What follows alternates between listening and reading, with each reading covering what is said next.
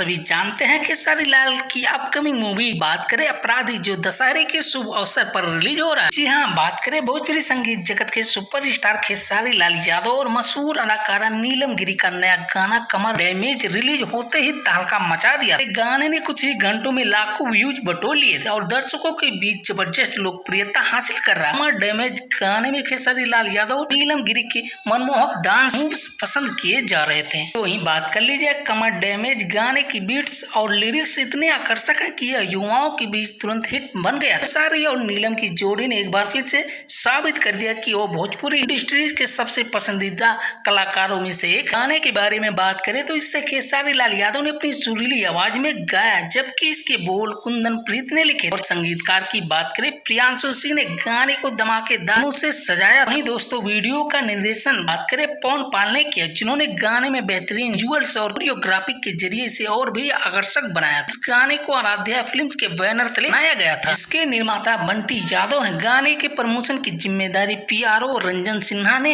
संभाली थी। बात करें खेसारी लाल यादव के सॉन्ग के बारे में, सच के संवर के यूट्यूब पर अब तक का सबसे ज्यादा देखा गया भोजपुरी गाना खेसारी के रोमांटिक डांस ने मचा दी तबाही। दोस्तों आपसे पूछा जाए कि यूट्यूब पर अब तक का सबसे ज्यादा बार देखा गया भोजपुरी गाना कौन सा, तो क्या आपको इस सवाल का जवाब पता है? नहीं तो हम आपको देने वाले हैं। ये रिकॉर्ड बनाने वाले एक्टर कोई और नहीं बल्कि खेसारी लाल यादव, जिनका गाना सच के संवर के जब आवेल दिनों में आप जानकर दंग रह जाएंगे कि 6 साल पहले रिलीज हुए इस सुपरहिट पूरी गाने को यूट्यूब पर अब तक 524 मिलियन व्यूज मिल चुके हैं। ये गाना फिल्म मुकद्दर का है। इसे खेसारी लाल यादव ने प्रियंका सिंह के साथ गाया था और इसके जबरदस्त बोल आजाद सिंह ने लिखे। म्यूजिक डायरेक्टर की बात कर ली जाए मधुकर आनंद